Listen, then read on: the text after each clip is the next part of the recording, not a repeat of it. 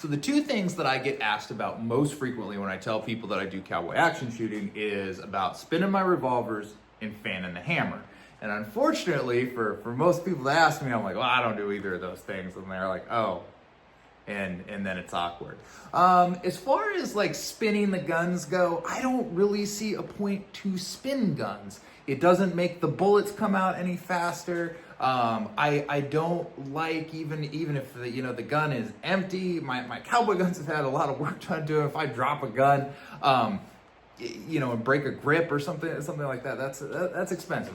These are really fine pieces of equipment, and I don't want to mess with them in that manner.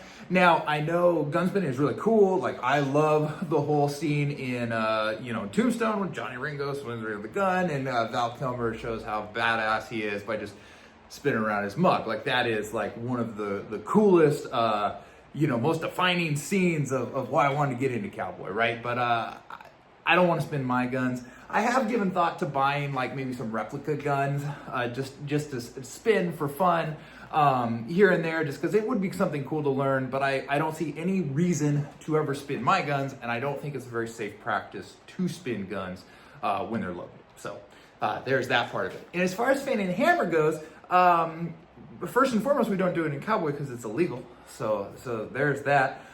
It's something that I have done. I have a gun that is like really great for doing it, and it's kind of fun, but it's just like doing like an automatic rifle. It's really cool to fire. Then you start thinking about your ammo costs, and it's like, I don't want to do that all the time, right? So fanning the hammer falls into that. When you're shooting like 45 Colt, a lot of times you're like dollar, and I'm done, and that was not worth $5 for me. So what we're gonna do in this video is I wanna look at something that we do from time to time, which is doing what we call outlaw style, firing from the hip, like a hip shot, not bringing the gun up and using that front sight, using more of a point to get the bullets where we want to go. I want to look at that, and then we'll also kind of look at how that can be applied with fanning to if you were in a gunfight situation, to do some really quick and fancy shooting there. So let's talk about firing from the hip. Firing from the hip is actually a skill that I think is really beneficial and something that you should train with from time to time, even with semi-automatics and whatnot. If you were to have a reason to use your gun, you might not be able to get it all the way up, depending on a close quarter situation and things like that, and being able to fire effectively from the hip is something that I think is valuable. And it's not that hard to do, but we need to talk about like target stuff. I would only really consider that shooting at a man-sized target. I'm not gonna do any from the hip sniping, although we can get pretty accurate with it with a little bit of practice.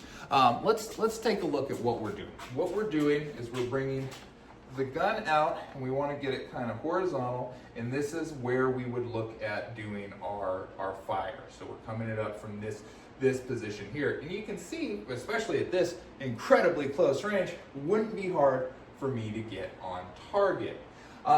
If you have the ability to practice in an action pit, I love action pits because you can actually get, start here, then walk it back a little. See where you're shooting here. Try to, walk your bullets into where you're hitting in the middle. Move it back a little, et cetera, until you get to, a range that you are comfortable with.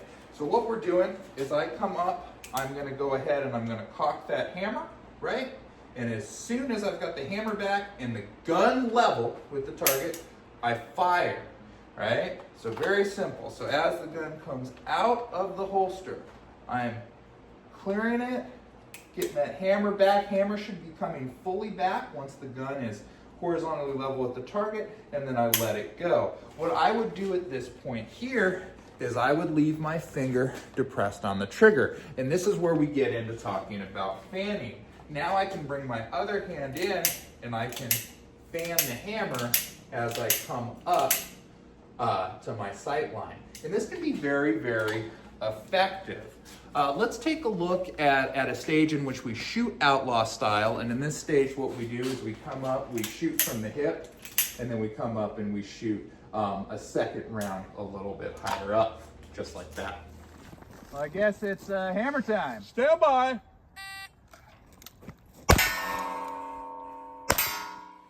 All right, so we're gonna take a look at that just kind of at the gun level, showing what I'm doing with my hands there. Let me roll up my sleeves, will help as well. So when I'm coming from my strong side holster, I'm coming in, I'm gripping, I'm getting my thumb on, so as I'm pulling the gun, I'm starting to pull the hammer back, right?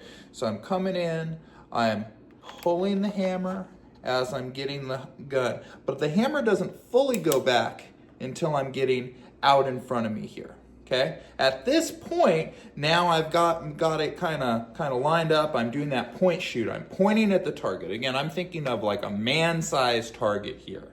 Now I'm gonna pull, and like what we were saying about using the fanning with this, I can come in and hit again and again should I need to. So again, coming in, hammer is going back as I'm clearing. Fire, coming in, boom, right? And as we can develop, speed in that one wasn't very good. I'm looking in the camera, right? I'm not as fast as, Tuco or anything like that, but I can get a couple shots off in decent succession there.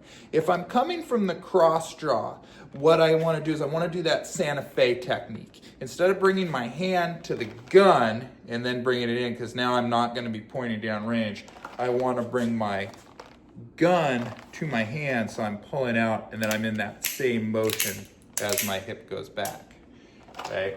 So hand to gun, out, boom, just like so. So what I'm doing is really fancy slip hammering when I'm doing that fanning. So if we take a look, got my hammer back, got my trigger depressed, and then I'm coming in and I'm doing this here. I'm working that hammer back. Now, these revolvers have had quite a bit of modifications. They have not been short strokes, so I have to go back all the way. But you can make these where you don't have to go back as far. You have to do some re-indexing on the cylinder and a lot of different things to get it where you can truly fan the guns. And fanning's not overly good for guns that aren't designed to run at that speed. So just, try at your own risk there. Another thing to talk about in doing that fanning, you'll see things that are called like double shots and triple shots and things like that. And it's really a technique in which you're cocking or releasing the hammer like on your belt and then like on one finger and then coming in on like another finger and hitting. That's a whole other ball of wax and whatnot. There's this guy named Tuco the Rat. He has videos on YouTube and TikTok and stuff like that. He is rad at that. He does really cool stuff. So if you want to see that, you should check this out. So we're just thinking more like, that slip hammering, we're using the palm of our hand. Now, even on these flattened style hammers, coming in and doing this hitting doesn't feel super good on my hand. So there's a couple ways that you can overcome that. One is you can get like a glove. You can wear a traditional glove, or I like to call these ones my gunfighter gloves, right? So they're like a half glove. So I come in, I do that slip hammer. Now I can come in a lot better on that, and I'm cutting up. You can kind of see right there. I'm cutting up. Probably don't point with the gun. But I'm kind of cutting up that leather instead of my hand. So that is something to consider there.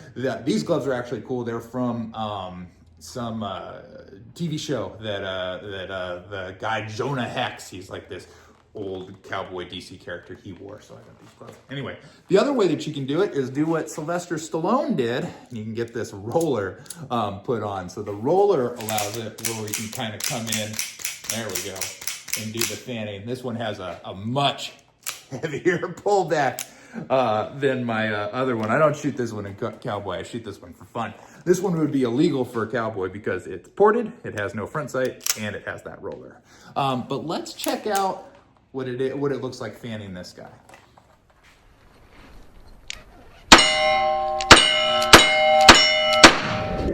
Yeah, so four out of 5 on doing that. And that was a smaller target than what I would be recommending. I'm really thinking when I would do this technique would be, a man-sized target.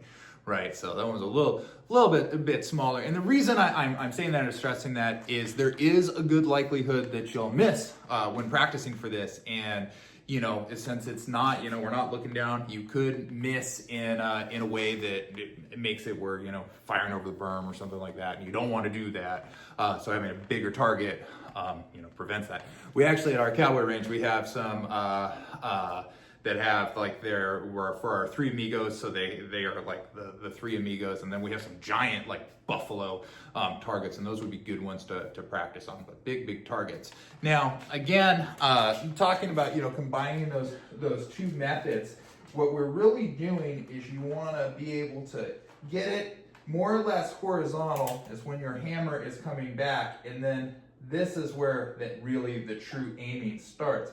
I like to think of then bringing the gun to my normal firing position as I move. That's the way that I like to think about this. From the other gun, doing the same thing here.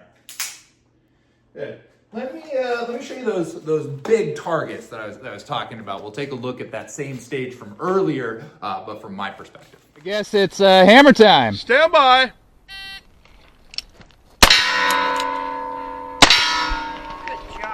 Well, so I don't always fan the hammer, but I guess I occasionally fan the hammer. So that's just a quick look at that. I hope that's a fun video there, and who knows, maybe I'll learn to spin guns while we're at it here.